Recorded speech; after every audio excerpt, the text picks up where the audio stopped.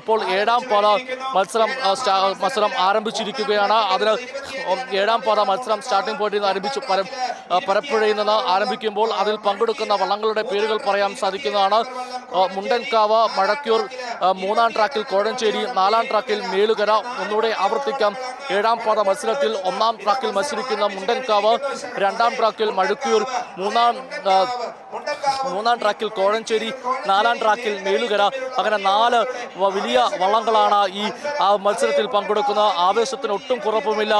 ഈ 4 വള്ളങ്ങളിൽ ആരാണ് ആദ്യം തുഴഞ്ഞെത്തുന്ന ഒരു ചോദ്യമുണ്ട്. പക്ഷേ ഏറ്റവും വേഗതയിലെത്തുന്ന വള്ളമാണ് ഫൈനലിലേക്ക് ക്വാളിഫൈ ചെയ്തത്. എങ്കിൽ പോലും ഈ ഒരു മത്സരമാകുമ്പോൾ അതിൻ്റെ ഓരോ ഹീറ്റ്സിലും ആദ്യം എത്തുന്ന ആരെന്ന ആവേശത്തോടെ തന്നെയാണ് ഈ പമ്പയാറിൻ്റെ ഇരുകരങ്ങളിൽ നിൽക്കുന്ന ആളുകൾ ഇപ്പോഴും അതിനെ നോക്കിക്കാണുന്നത്. വലിയ ആവേശം തന്നെ. നമുക്ക് ആ ഒരു രസമാണ്, ഭംഗിയാണ് കാണുവാൻ.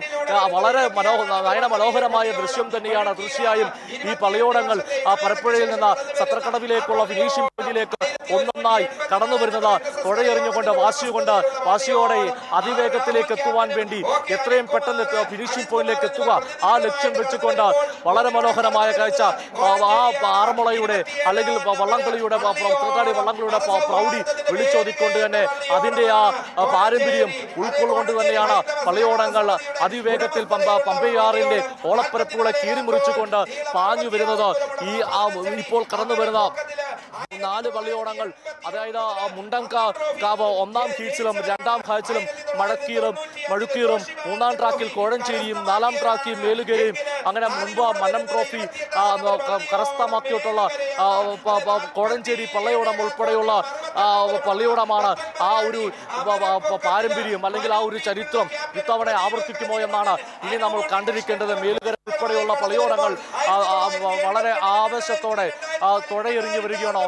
നമുക്കിപ്പോൾ ദൃശ്യങ്ങളിൽ കാണാൻ സാധിക്കും. ഒന്നാം ട്രാക്കിൽ കൂടെ കടന്നു വരുന്ന പള്ളിയോടം അത് അതിവേഗത്തിലാണ്.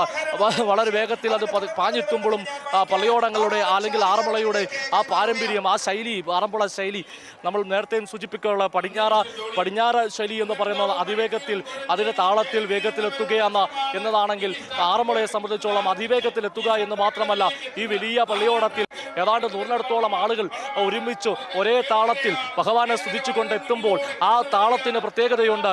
അതിൽ ആ ഒരു വഞ്ചിപ്പാട്ടിൻ്റെ ആ താളത്തിൽ തന്നെയാണ് ഇവർ നയമ്പ് എറിഞ്ഞുകൊണ്ടുള്ള ഈ തുഴഞ്ഞ് മുമ്പോട്ട് പോകുന്നത്. ഇപ്പോൾ ഒന്നാം ട്രാക്കിൽ കൂടെ കടന്നു പോകുന്ന പള്ളിയോടം, അതിവേഗത്തിൽ കുതിച്ചു പോകുന്ന പള്ളിയോടത്തിൻ്റെ ദൃശ്യങ്ങളാണ് നമുക്കിപ്പോൾ കാണാൻ സാധിക്കുന്നത്. ആ ഈണത്തിൽ ആറന്മുളയുടെ ആ ഭംഗിയോടെ കൂടെ തന്നെയാണ് ഈ പള്ളിയോട മത്സരങ്ങളിൽ ഇപ്പോൾ ഈ ഹീറ്റ് മത്സരത്തിൽ പുരോഗമിക്കുന്നത്. ആ പള്ളിയോടം ഒന്നാം ട്രാക്കിലെ ഫിനിഷിംഗ് പോയിന്റിലേക്ക് പാഞ്ഞെത്തുമ്പോൾ വലിയ ആവശ്യത്തിൽ ആരവങ്ങൾ ഇടുകയാണ്. ഇരുകരകളായി നിൽക്കുന്ന പമ്പയാറിൻ്റെ ഇരുകരകളിലും ആയിരക്കണക്കിന് ആളുകളാണ് ആറന്മുള മത്സര വള്ളംകളി വീക്ഷിക്കാൻ വേണ്ടി എത്തിയിരിക്കുന്നത്. ഇതേ ആവേശം തന്നെയായിരുന്നു ജലഘോഷയാത്ര ആരംഭിച്ചപ്പോൾ കണ്ട ആ ആവേശത്തിലൊന്നും ഇപ്പോഴും മണിക്കൂറുകൾ പിന്നിടുമ്പോഴും 7ാം ഹീസ് മത്സരം നടക്കുമ്പോഴും ആ ആവേശത്തിന് ഒട്ടും കുറവില്ല. അതിലിപ്പോൾ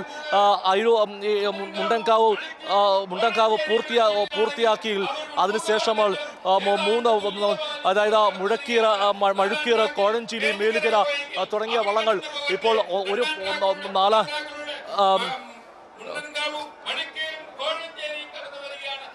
ഒന്നാം മേലുകര പൂർത്തിയാക്കുമ്പോൾ മറ്റ് മുണ്ടൻകാവും മഴുക്കീറും കോഴഞ്ചേരിയും ഒരുമിച്ച് ഏതാണ്ട് ഒരേ വേഗതയിൽ തുഴഞ്ഞു വരികയാണ്. വാശിയേറിയ മത്സരത്തിന് തന്നെയാണ് സാക്ഷിയാണ്. ഫിനിഷിംഗ് പോയിന്റിൽ മാത്രമല്ല